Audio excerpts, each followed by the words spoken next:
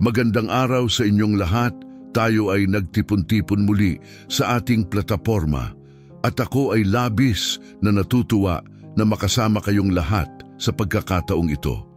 Ako ay umaasa na kayo ay nasa mabuting kalagayan at handang makinig at magmuni-muni sa ating pag-uusap ngayon. Sa ating buhay, napakahalaga ng ating koneksyon sa Diyos at isa sa mga pangunahing dahilan kung bakit tayo narito ay upang mas palalimin ang ating pag-unawa sa Kanya. Ngayon, nais kong talakayin ang isang napakahalagang tema. 1% lamang ng mga tao ang handang makinig sa Diyos. Sa mga oras ng ating buhay, may mga pagkakataon na tayo ay abala sa mga bagay na hindi naman talaga mahalaga. Maraming tao ang patuloy na naglalakbay sa buhay na parang walang direksyon at madalas hindi nila alam kung paano makinig sa tinig ng Diyos. Kaya naman, napakahalaga na tayo ay maglaan ng oras upang pag-isipan ang paksang ito. Bilang mga tagasunod ni Kristo, tayo ay tinawag sa isang mas malalim na relasyon sa ating manlilikha. Ngunit sa totoo lang, hindi lahat ay handang makinig o tumugon sa Kanya. Ang ilan sa atin ay nagiging abala sa ating mga pang-araw-araw na gawain, sa ating mga problema at hamon na nakakalimutan nating buksan ang ating mga puso sa Kanyang mga mensahe. Kaya't nagiging mahalaga ang ating pagninilay sa kung paano natin maihahanda ang ating sarili upang marinig ang Kanyang tinig. Isipin mo, sa isang grupo ng 100 tao, isang tao lamang ang talagang handang makinig sa Diyos. Ano kaya ang dahilan nito? Sa mundo ngayon, puno ng ingay at mga distraksyon, napakahirap talagang makahanap ng katahimikan upang marinig ang Kanyang mga mensahe. Ang mga teknolohiya at mga social media platforms ay tila mas nangunguna sa ating atensyon kaysa sa mga bagay na espiritual. Pero sa kabila ng lahat ng ito, ang Diyos ay patuloy na nagtatawag sa atin. Siya ay nandyan, handang makipag-usap, handang umusap sa ating mga puso. Kaya't ano ang maaari nating gawin upang maging bahagi ng 1% na ito? Paano natin maihahanda ang ating mga puso at isipan para sa Kanya? Una, mahalaga na tayo ay maglaan ng oras para sa panalangin at pagninilay. Ang panalangin ay hindi lamang tungkol sa paghingi ng mga bagay. Ito rin ay isang pagkakataon upang makinig. Maglaan tayo ng panahon sa ating araw upang tahimik na makinig sa Kanya. Pangalawa, mahalaga ang ating pakikilahok sa mga pag-aaral ng Biblia at mga gawain ng simbahan. Ang mga ito ay nagbibigay sa atin ng karunungan at kaalaman tungkol sa Kanyang mga salita at plano para sa atin. Hinihimok ko kayong makipag-ugnayan. Ibahagi ang inyong mga karanasan sa comment section. May mga pagkakataon ba na nakaramdam kayo ng tawag mula sa Diyos? Ano ang mga hakbang na ginawa ninyo upang tumugon sa Kanyang tawag? Ang inyong mga kwento ay maaring maging inspirasyon sa iba na naghahanap din ng daan patungo sa Kanya. At kung hindi ka pa nakasubscribe sa ating channel, imbitahan kita na gawin ito. Sa bawat video, sama-sama tayong matututo at lumago sa ating pananampalataya.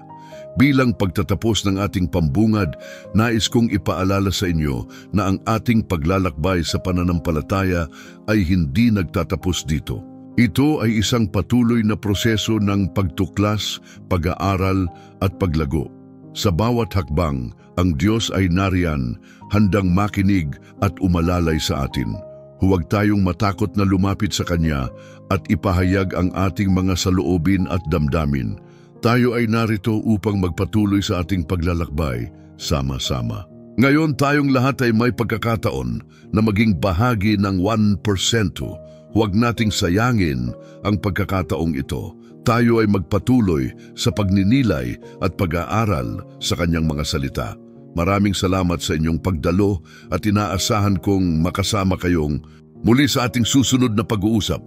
Sa Mateo 7:13 inilalarawan ang 200 na dapat pagpilian ng bawat tao. Ang malawak na daan ay tila mas madali, puno ng aliw at mga tukso, ngunit ito ay nagdadala sa kapahamakan. Sa kabilang banda, ang makitid na daan ay mas mahirap, puno ng pagsubok at sakripisyo, ngunit ito ang nagdadala sa tunay na buhay. Ang talatang ito ay nagpapakita na kakaunti lamang ang mga tao ang handang maglakbay sa makitid na daan, ang daan ng Diyos. Sa ating paligid, madalas nating makita ang mga tao na pinipili ang mas madaling landas. Nariyan ang mga aliw na pansamantalang nagbibigay kasiyahan, ngunit sa huli, nagdadala ito sa kapahamakan. Maraming tao ang hindi nakakaunawa na ang tunay na kaligayahan at kapayapaan ay hindi matatagpuan sa mga bagay na pansamantala, kundi sa pagsunod sa kalooban ng Diyos. Ang pagsunod sa Diyos ay hindi lamang tungkol sa pagdinig sa Kanyang salita, kundi sa pagiging handa na tayo ay baguhin. Ang makitid na daan ay nangangailangan sa atin ng pagpapakumbaba at pagtanggap sa katotohanan na ang ating sariling mga plano at hangarin ay hindi laging naaayon sa kalooban ng Diyos. Sa bawat hakbang na ating ginagawa sa makitid na daan, dapat tayong maging mapagmasid at handang makinig sa tinig ng Diyos. Dito makikita natin na ang bawat tao ay may pagpipilian, ang makinig at sumunod o ang balewalain ang tawag ng Diyos at piliin ang mas madaling landas. Sa paglipas ng panahon, ang mga tao ay nagiging abala sa kanilang mga sariling buhay, sa kanilang mga ambisyon at mga pangarap. At madalas nilang nakakaligtaan ang mas mataas na layunin na inihanda ng Diyos para sa kanila. Sa Lucas 8:15, ipinakita ang talinhaga ng manghahasik. Ang mga binhi na nahasik sa iba't ibang lupa ay kumakatawan sa mga tao na tumatanggap ng salita ng Diyos sa iba't ibang paraan. Ang matabang lupa na nagbubunga ng mabuti ay simbolo ng mga taong handang makinig at tumanggap ng mensahe ng Diyos. Sa katunayan, ang mga tao ay nahahati sa iba't ibang kategorya. May mga tao na tila interesado sa salita ng Diyos, ngunit hindi tumatagal ang kanilang pagnanais dahil sa mga alalahanin ng buhay. May mga tao namang natutukso at nauimpluwensyahan ng mga bagay na nakapaligid sa kanila. At may mga tao namang talagang handang tumanggap at magbunga ng mabuti.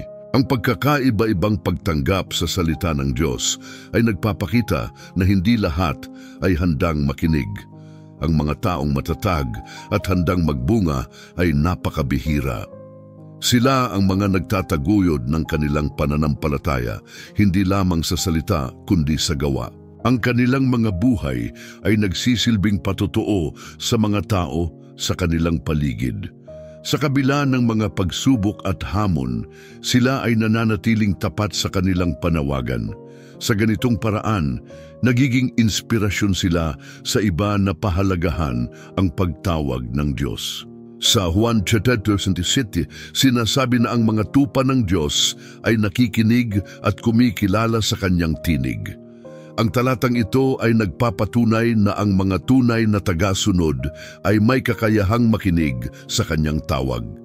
Ngunit, sa panahon ngayon, marami ang nagiging bulag at bingi sa tinig ng Diyos. Ang mga tunog ng mundong ito, ang ingay ng mga alalahanin, ang mga pangarap na walang hanggan at ang mga tukso ay nagiging hadlang sa ating pakikinig. Ang mga tupa na tunay na nakikinig ay ang mga handang maglaan ng oras para sa Diyos upang marinig ang kanyang mga mensahe sa kanilang buhay. Sila ang mga handang sumunod, hindi lamang sa mga salita, kundi sa puso at isip. Sa kabuuan, ang mga talatang ito ay nagbibigay diin sa katotohanan na ang tunay na pakikinig sa Diyos ay isang bihirang katangian. Sa mundong puno ng mga distractions at mga maling akala, ang mga tao ay nahihirapang makilala ang tamang daan. Ang bawat isa sa atin ay tinatawagan na maging bahagi ng 1% na handang makinig at sumunod sa Diyos. Sa ating paglalakbay sa buhay, Dapat tayong maging mapanuri sa ating mga desisyon at handang tanggapin ang mga hamon na dala ng makitid na daan. Huwag tayong matakot sa mga pagsubok, kundi dapat tayong maging matatag at magtiwala sa Diyos, sapagkat ang kanyang mga plano ay laging mas mataas at mas mabuti kaysa sa ating mga sariling plano. Sa pagtukoy sa tema na tanging 1% ng mga tao ang handa na makinig sa Diyos, mahalagang isaalang-alang ang mga aral na makikita sa Lucas 8:17 na naglalarawan sa talinhaga ng mga hasik. Ang talinhagang ito ay nagbibigay ng isang makapangyarihang mensahe tungkol sa pagkakaiba-iba ng pagtanggap ng mga tao sa salita ng Diyos. Ang mga uri ng lupa na inilarawan dito, ang daan, bato, tinikan at matabang lupa, ay simbolo ng mga puso ng tao na tumatanggap sa mensahe ng Diyos sa iba't ibang paraan. Sa ating lipunan, napapansin natin na marami ang abala sa kanilang mga sariling interes at mga bagay na pansarili. Ang talinhaga ay naglalarawan ng mga tao na hindi handang makinig sa Diyos dahil sa mga hadlang na dulot ng kanilang kapaligiran at mga pinagdaraanan.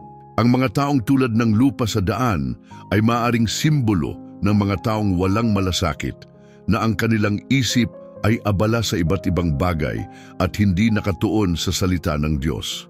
Sila ang mga tao na maaaring naririnig ang mensahe, ngunit hindi ito nakakabihag sa kanilang puso. Sa kabilang banda, ang mga ugat ng bato ay kumakatawan sa mga tao na tumatanggap ng mensahe ng Diyos ng may kasiyahan at sigla, ngunit sa kaunting panahon lamang. Kapag dumating ang mga pagsubok at hamon, agad silang bumabalik sa kanilang mga dating gawi.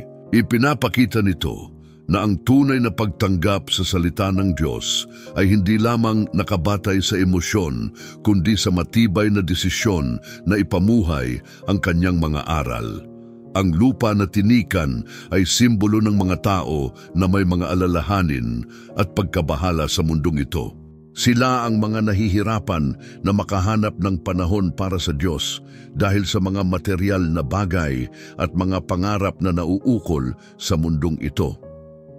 Madalas, ang mga ganitong tao ay nagiging biktima ng kanilang sariling mga pangarap na hindi nauugnay sa kalooban ng Diyos. Ang mga alalahanin sa buhay ay nagiging hadlang upang marinig at maunawaan ang tunay na mensahe ng Diyos.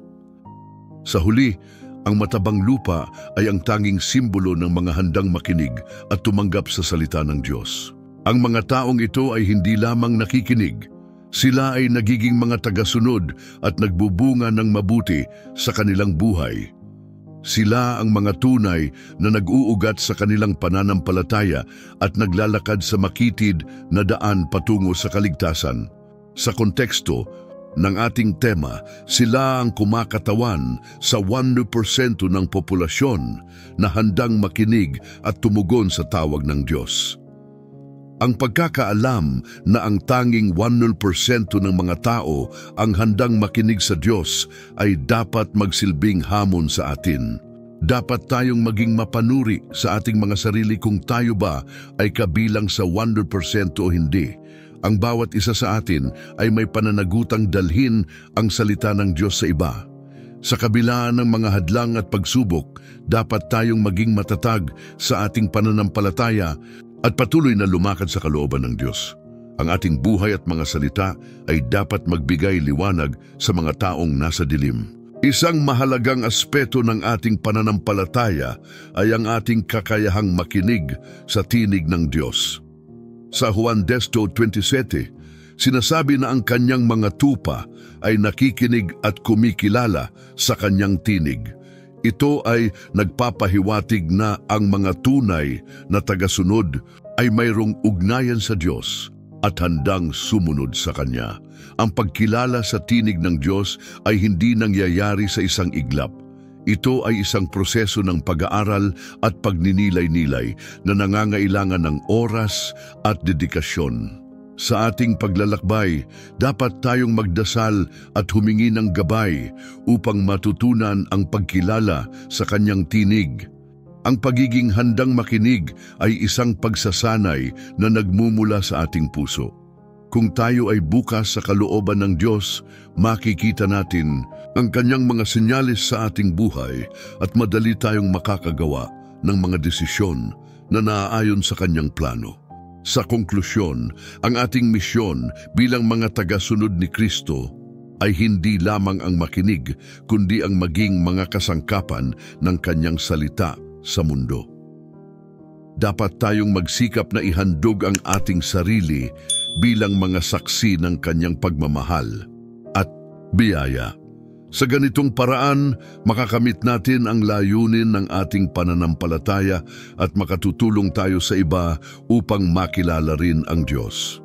Sa Juan 10:17 sinasabi, "Ang aking mga tupa ay nakikinig sa aking tinig at ako'y nakikilala nila." Ang talatang ito ay nagbibigay diin sa malalim na ugnayan sa pagitan ng Diyos at ng kanyang mga tagasunod.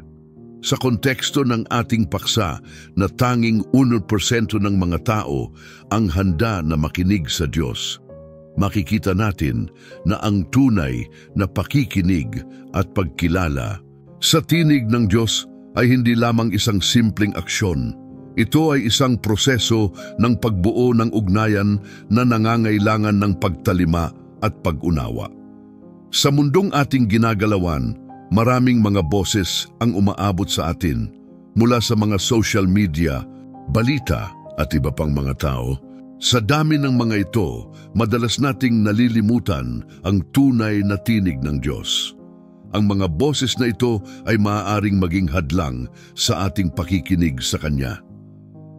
Sa katunayan, maraming tao ang naliligaw ng landas, umaasa sa kanilang sariling kaalaman at karanasan na nagiging dahilan upang hindi marinig ang mas mataas na tawag. Ang mga tunay na tagasunod ng Diyos, ayon sa talata, ay hindi lamang basta nakikinig, sila ay kumikilala at tumutugon sa kanyang tinig.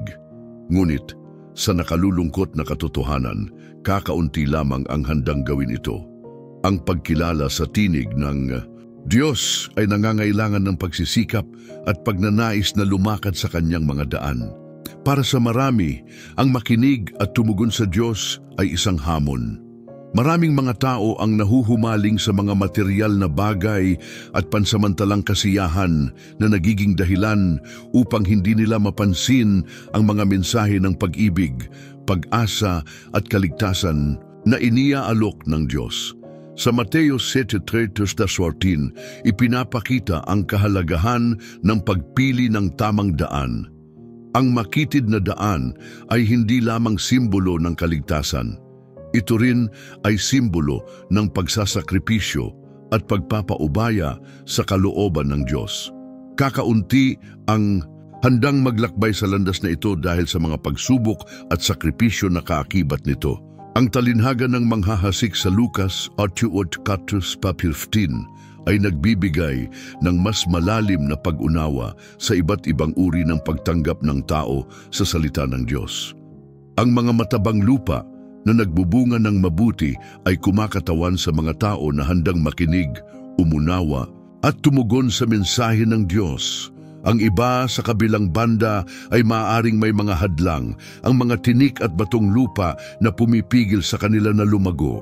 Ang mga hadlang na ito ay maaaring maging stress, takot o pagdududa na nagiging dahilan upang hindi sila makinig sa Kanya. Ang mga ganitong sitwasyon ay nagiging patunay na ang pagiging handang makinig sa Diyos ay hindi madali at kadalasang may kaakibat na pagsisikap. Sa isang mundo na puno ng distractions at ingay, ang tunay na pakikinig sa Diyos ay nagiging mas mahalaga.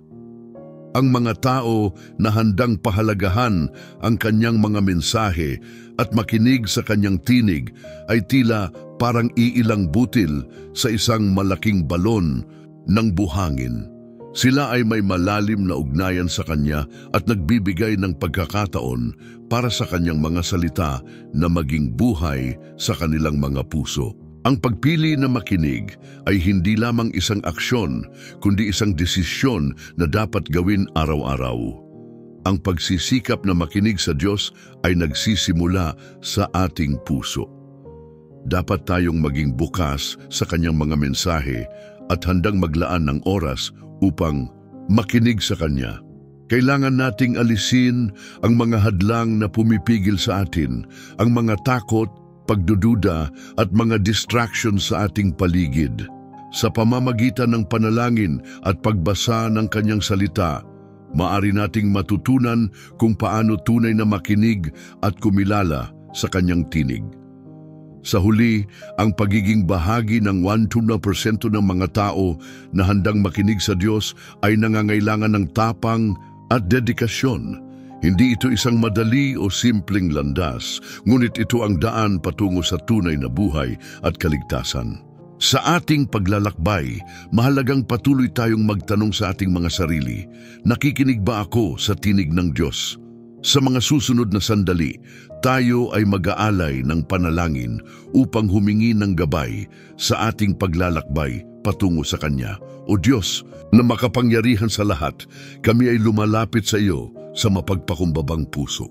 Sa mundong puno ng ingay at abala, ang mga mata ng marami ay nakatuon sa mga bagay na pansamantala. Ngunit kami sa iyong harapan ay nagsusumamo ng liwanag at katotohanan. Sa kabila ng napakabigat na katotohanan na tanging 1% lamang ng mga tao ang handang makinig sa iyong tinig, kami ay naniniwala sa iyong kapangyarihan na baguhin ang puso at isip ng tao. O Amang walang hanggan, kami ay nagdarasal para sa mga kaluluwa na naligaw. Sa mundong ito na puno ng mga alalahanin at pagkabahala, madalas na nalilimutan ng mga tao ang iyong pagkakaroon. Nais naming maging mga daluyan ng iyong pagmamahal at awa upang sa pamamagitan ng aming mga salita at gawa, ang iba ay makatagpo sa iyo. Patawarin mo kami sa aming mga pagkukulang at sa mga pagkakataon na kami ay naging hadlang sa kanilang paglapit sa iyo. Nais naming ipagdasal ang mga nangangailangan ng iyong gabay, mga nalulumbay at nawawalan ng pag-asa. Puno ng takot at pagdududa ang kanilang mga puso. Tulungan mo silang marinig ang iyong tinig sa gitna ng kanilang mga pagsubok. Ipaabot mo sa kanila ang iyong pag-ibig upang sila ay makaramdam ng kapayapaan sa kabila ng kanilang mga suliranin. Ipinapanalangin namin na sa bawat pagkakataon na kami ay makakabuo ng ugnayan sa ibang tao, maipahayag namin ang iyong mga salita at katotohanan sa isang paraan na makakaabot sa kanilang puso. Aming Diyos, ang mga tao ay nahahadlangan ng takot at mga alalahanin, ngunit kami ay naniniwala na wala kang imposibleng bagay. Sa bawat tao na lumalapit sa iyo, kami ay umaasa na madagdagan ang bilang ng mga handang makinig at tumugon sa iyong mga paanyaya. Sa bawat hakbang namin sa aming mga komunidad, dalangin namin na maging inspirasyon kami sa iba. Ang aming mga kilos at salita ay naglalaman ng iyong pagkilos na nagbibigay ng pag-asa at liwanag sa mga madilim na sulok ng buhay ng aming kapwa. Tulungan mo kami na maging matatag sa aming pananampalataya. Sa mga pagkakataong kami ay nahihirapan at naguguluhan, naway ang aming mga puso ay patuloy na makinig sa iyong tinig. Minsan, ang mga sagot sa aming mga panalangin ay nahuhulog sa tahimik na mga sandali, at sa mga pagkakataong iyon, kami ay humihingi sa iyo ng lakas na makilala ang iyong mga palatandaan. Tumulong ka sa amin na maging mapagpakumbaba at handang umamin sa aming mga pagkakamali upang sa aming paglapit sa iyo, makasumpong kami ng tunay na kapatawaran at pag-asa. O Diyos, sa kabila ng mga pagsubok, ang aming mga puso ay nananabik sa iyong mga salita. Nais naming makita ang mundong ito sa pamamagitan ng iyong mga mata upang hindi kami mawala ng pag-asa sa mga pagkakataong tila wala ng pag-asa. Ihandog mo sa amin ang mga pagkakataon upang makilala ang mga tao na nangangailangan ng iyong liwanag. Bigyan mo kami ng karunungan at discernment upang malaman kung paano namin sila matutulungan. Sa aming mga pamilya, mga kaibigan at mga komunidad, kami ay nagdarasal na ang iyong pagmamahal ay maghari. Naway ang mga tao ay maging handang makinig sa mga mensahe ng pag-ibig at pag-asa na nagmumula sa iyo. Sa bawat pagkakataon na kami ay nagbabahagi ng iyong salita, naway ito ay maging isang seed na nagtatanim ng pag-asa sa puso ng mga tao. Nais naming maging bahagi ng iyong dakilang plano para sa sangkatauhan.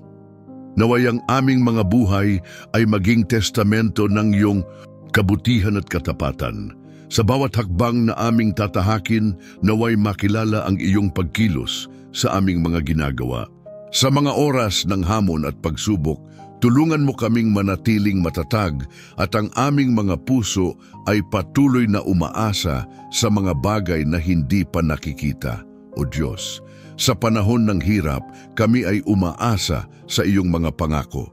Naway ang mga salitang, ito ay umabot sa mga puso na hindi pa nakikinig.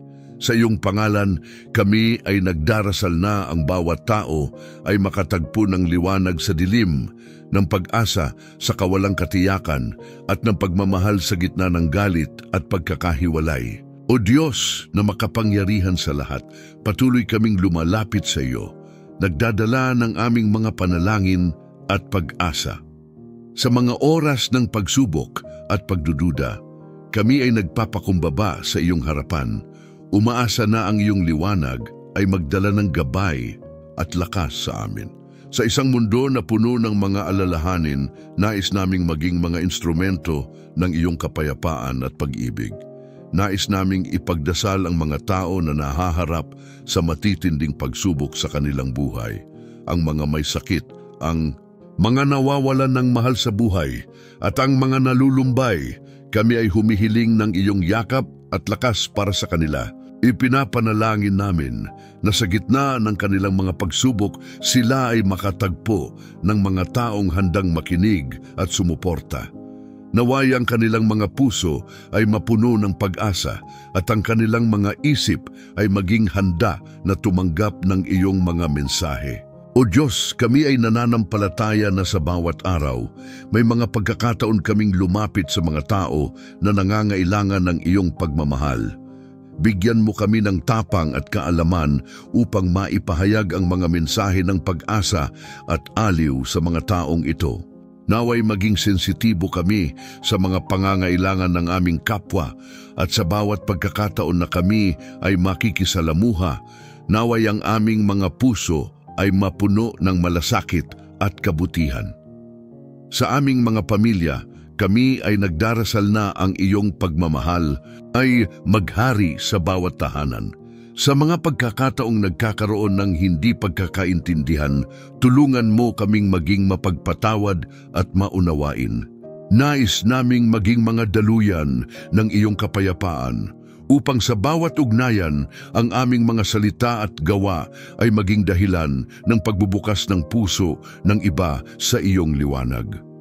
Naway ang aming mga tahanan ay maging kanlungan ng pagmamahal at pagkakaunawaan, kung saan ang bawat isa ay mararamdaman ang iyong presensya.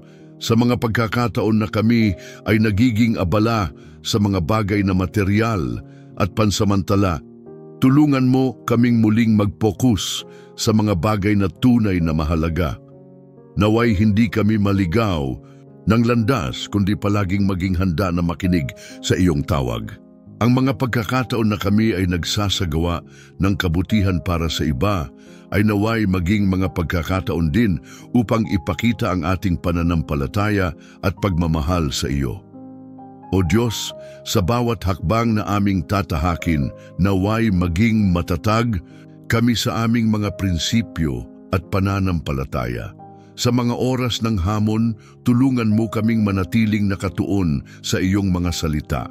Bawat pagsubok na aming dinaranas ay may layunin at kami ay nagdarasal na sa bawat pagsubok na aming malalampasan.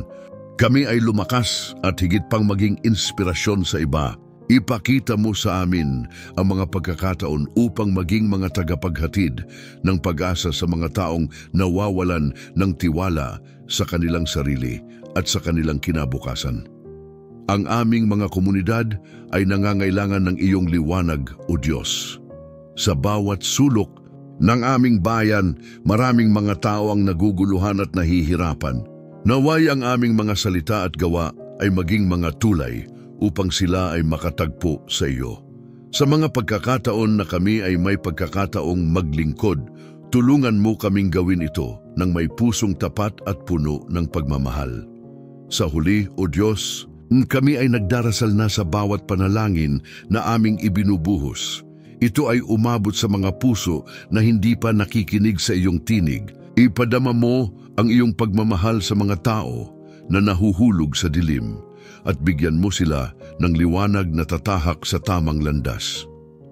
Sa iyong pangalan, kami ay nagdarasal na ang bawat tao ay makatagpo ng pag-asa, kapayapaan at pagmamahal. Naway ang aming mga buhay ay daluyan ng iyong kabutihan at katapatan, at sa bawat pagkakataon na kami ay nagkakasama-sama, naway ang aming mga puso ay patuloy na umawit ng papuri sa iyong ngalan. Amen. Tayo'y nagtapos sa ating devosyonal na pagninilay-nilay, at habang pinagninilayan natin ang katotohanan na tanging 1% ng mga tao ang handang makinig sa Diyos, nag-aanyaya ako sa inyo na magmuni-muni sa ating mga puso. Sa mundo na puno ng ingay at abala, napakahalaga na tayo ay magiging bahagi ng mga taong ito na handang makinig at tumugon sa tawag ng ating tagapaglikha. Ang ating pananampalataya ay hindi lamang isang individual na paglalakbay. Ito ay isang kolektibong karanasan na nagsusulong sa atin na maging liwanag sa madilim na mundo. Sa ating buhay, madalas tayong nahahamon na makilala ang tinig ng Diyos sa gitna ng ating mga alalahanin. Ngunit sa kabila ng mga hamong ito, tayo ay tinawag na maging mga tagapagsalita ng kanyang katotohanan. Huwag tayong matakot na maging bahagi ng mas maliit na porsyento na handang makinig at umunawa. Sa bawat araw, may pagkakataon tayong ipadama ang kanyang pagmamahal sa iba, maging inspirasyon sa mga taong nakapaligid sa atin at ipalaganap ang kanyang mensahe. Isipin natin ang mga tao sa ating paligid, ang ating pamilya, mga kaibigan at maging ang mga estranghero. Sila ay naglalakad sa mga kalsadang walang katiyakan at maaaring hindi nila alam na ang Diyos ay naghihintay na makipag-ugnayan sa kanila. Tayo bilang mga tagasunod ni Kristo ay may responsibilidad na ipakita sa kanila na may pag-asa, may pagmamahal at may Diyos na handang makinig. Sa ating simpleng mga aksyon at salita, maaari tayong maging tulay sa kanilang paglalakbay patungo sa pananampalataya. Sa ating mga buhay, dapat tayong maging mapanuri sa ating sariling mga puso. Tanungin natin ang ating sarili. Handa ba tayong makinig? Handa ba tayong buksan ang ating mga puso sa mga mensahe ng pag-ibig at pagbabago na ipinapadala sa atin ng Diyos? Ang pakikinig ay hindi lamang tungkol sa pagdinig ng mga salita. Ito ay tungkol sa pag-unawa sa mga mensahe na nagmumula sa ating espiritu. Ipinapakita nito ang ating kaalaman at pagkilala sa Kanya. Tayo ay tinawag upang maging mga tagapagsalita ng Kanyang katotohanan, at sa ating mga buhay, dapat tayong maging halimbawa ng Kanyang pagmamahal at pagkalinga. Habang naglalakbay tayo sa ating pananampalataya, isaisip natin ang ating mga layunin.